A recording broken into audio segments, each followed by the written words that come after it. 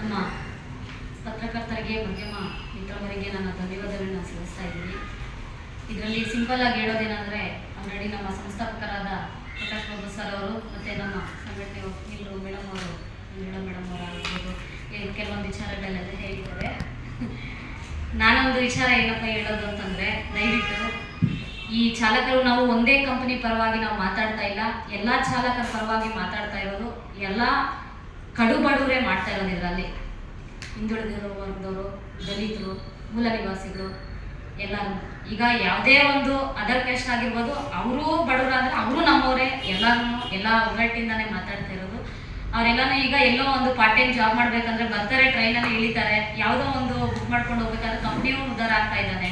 ಈ ಯಾರು ನಮ್ಮ ಚಾಲಕರಿದ್ದಾರೆ ಅವ್ರಿಗೆ ಸರಿಯಾದಂಥದ್ದು ಒಂದು ಅನುಕೂಲತೆಗಳನ್ನು ಸಿಗ್ತಾ ಇಲ್ಲ. ಇದರಲ್ಲಿ 5 ರೂಪಾಯಿ 10 ರೂಪಾಯಿಗೆ ಹೋಗ್ಬಿಟ್ಟು ಇಳಿದ ತಕ್ಷಣ 5 ನಿಮಿಷ 10 ನಿಮಿಷಕ್ಕೆ ರೀಚ್ ಆಗ್ತಾರೆ ಕಂಪ್ನಿಗೆ, ಮತ್ತೆ ಅವರು ಪಾರ್ಟ್ ಟೈಮ್ ಜಾಬ್ ಮಾಡ್ಕೊತಾರೆ, ಅವ್ರ ಕುಟುಂಬಗಳನ್ನ ಇದು ಮಾಡ್ಕೊತಾ ಇದ್ದಾರೆ.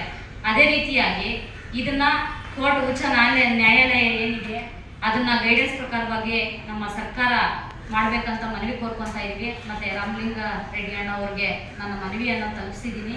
ಇದ್ರ ಬಗ್ಗೆ ಸ್ವಲ್ಪ ಅಣ್ಣವ್ರನ್ನು ಗಮನ ಹರಿಸ್ಬೇಕು ಅಂತ ತಮ್ಮೆಲ್ಲರಲ್ಲೂ ಬೇಡ್ಕೊತಾ ಇದ್ದೀನಿ.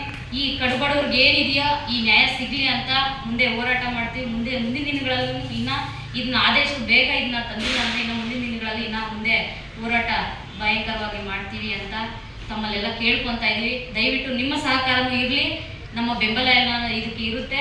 ಈ ಬಡವ್ರಿಗೆ ಏನಿರುತ್ತೋ ಅವ್ರಿಗೆ ನ್ಯಾಯ ಸಿಗ್ಲಿ ಅಂತ ಕೇಳ್ಕೊತಾ ಇದೀವಿ. ಈಗ ಇಷ್ಟೊಂದು ಕೇಳಿದ್ರು ರ್ಯಾಪಿಡ್ ವಿಚಾರ ಒಂದೇ ಮಾತಾಡ್ತಾ ಇದ್ದೀರಾ ಅಂತಂದು. ನಾವು ರ್ಯಾಪಿಡ್ ಒಂದು ವಿಚಾರ ಅಂತಲ್ಲ, ಯಾವ್ಯಾವುದಕ್ಕೆ ಈ ಚಾಲಕರು ಕೆಲಸ ಮಾಡ್ತಿದಾರೋ ಎಲ್ಲ ಒಂದು ಕಂಪನಿ ಪರವಾಗಿನೂ ಮಾತಾಡ್ತಾ ಇದೀವಿ, ಎಲ್ಲ ಬಡವ್ರ ಪರವಾಗೂ ಮಾತಾಡ್ತಾ ಇದೀವಿ.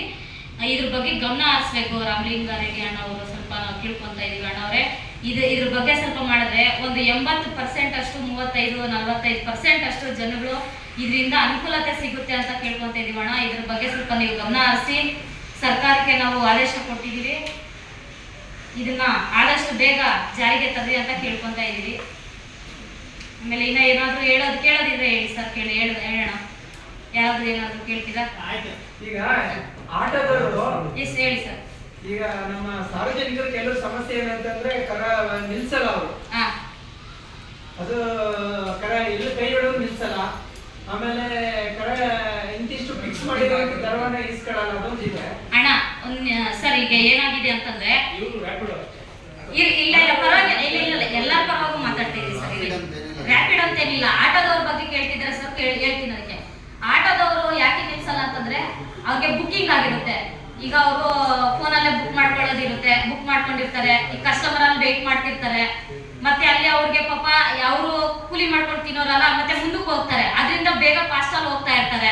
ಅವ್ರ ಬುಕ್ಕಿಂಗ್ ಆಗಿದೆ ಇಲ್ಲ ಅಂತ ಕಸ್ಟಮರ್ ಗೊತ್ತಿರಲ್ಲ. ಈಗ ನಾನೇ ಬುಕ್ ಮಾಡ್ಕೊಂಡಿದ್ದೀನಿ ಅಲ್ಲಿ ನಿಂತ್ಕೊಂಡು ಅಂತಂದ್ರೆ, ಈಗ ಬರೋ ಆಟ ನಿಲ್ಸ್ತೀನಿ, ಅವ್ರು ನಿಲ್ಸಿಲ್ಲ ಅಂತಂದಾಗ ಏನಾಗುತ್ತೆ ಅಂದ್ರೆ ಅವ್ರು ಬುಕ್ ಮಾಡ್ಕೊಂಡಿರ್ತಾರೆ, ಅದಕ್ಕೆ ಹೊರಟೋಗ್ತಾ ಇರ್ತಾರೆ ಅಂತ ಥಿಂಕ್ ಮಾಡ್ಕೋಬೇಕು ಹೊರತು ಸುಮ್ಮನೆ ಹೊರಟೋಗಿದ್ದಾರೆ ಇನ್ನ ಧರ್ಮ ಜಾಸ್ತಿ ಆಗಿದೆ ಹೊಟ್ಟೆ ತುಂಬಿದವರು ಅನ್ನಕ್ಕಾಗಲ್ಲ. ಯಾಕಂದ್ರೆ ಆ ತರ ಏನಾದ್ರು ಇದ್ರೆ ಆಟೋ ಚಾಲಕರು ಇನ್ನೊಬ್ರಿಗೆ ಆ ತರ ಏನಾದ್ರು ಇದ್ದಿದ್ರೆ ಪಾಪ ಅವ್ರು ಆಟೋ ಯಾಕೆ ಓಡಿಸ್ತಿದ್ರು, ಗಾಡಿಗಳು ಯಾಕೆ ಓಡಿಸ್ತಿದ್ರು, ಟ್ಯಾಕ್ಸಿಗಳು ಯಾಕೆ ಓಡಿಸ್ತಿದ್ರು ಅಲ್ವಾ ಸರ್?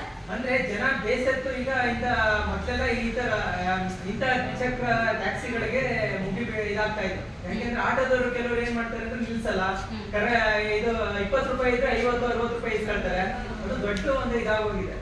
ಅದೊಂದು ನನಗೆ ಹೇಳಿದೆ ನಿಮ್ಗೆ. ಜೊತೆಗೆ ಈಗ ಬೇರೆ ಸ್ಟೇಟ್ಗಳಲ್ಲಿ ಏನಾದ್ರು ಚಾಲ್ತಿ ಇದೆ ಸರ್? ಈಗ ಇದೆ 18 ರಾಜ್ಯಗಳಲ್ಲಿ ಚಾಲ್ತಿನಲ್ಲಿದೆ, ನಮ್ಮ ಕರ್ನಾಟಕ ಒಂದು ಬಿಟ್ಟು. ಈಗ ಹೈಕೋರ್ಟ್ ಸುಪ್ರೀಂ ಕೋರ್ಟ್ ಗೈಡ್ಲೈನ್ಸ್ ಹೇಳಿದ್ರೆ ಹೈಕೋರ್ಟ್ ಗೈಡ್ಲೈನ್ಸ್ ಇದೆ. ಪ್ರಕಾರ ಗೈಡ್ಲೈನ್ಸ್ ಎಲ್ಲ ರಾಜ್ಯಗಳಲ್ಲಿ ಅಧ್ಯಯನ ಮಾಡಿ ಅಲ್ಲೇ ಆಗಿರೋಂಥ ತೀರ್ಪುಗಳನ್ನ ಇಲ್ಲಿ ನಮ್ಮ ಕರ್ನಾಟಕ ರಾಜ್ಯದಲ್ಲಿ ಕೊಟ್ಟಿರೋಂಥ ಮಾನ್ಯ ಉಚ್ಚ ನ್ಯಾಯಾಲಯ ಕೊಟ್ಟಿರೋಂಥ ತೀರ್ಪು. ಆ ತೀರ್ಪನ್ನ ಅತಿ ಶೀಘ್ರದಲ್ಲಿ ಮಾಡಲಿಕ್ಕೆ ತಯಾರಿಲ್ಲ ನಮ್ಮ ಮಾನ್ಯ ಸರ್ಕಾರ. ಅಂದ್ರೆ ಕೈ ಕೊಟ್ಟು ರಾಜ್ಯ ಸರ್ಕಾರ ಕೇಳಿದ್ದಾರೆ ಹೌದು ರಾಜ್ಯ ಸರ್ಕಾರ ಇನ್ನ ತಗೊಂಡಿಲ್ಲ.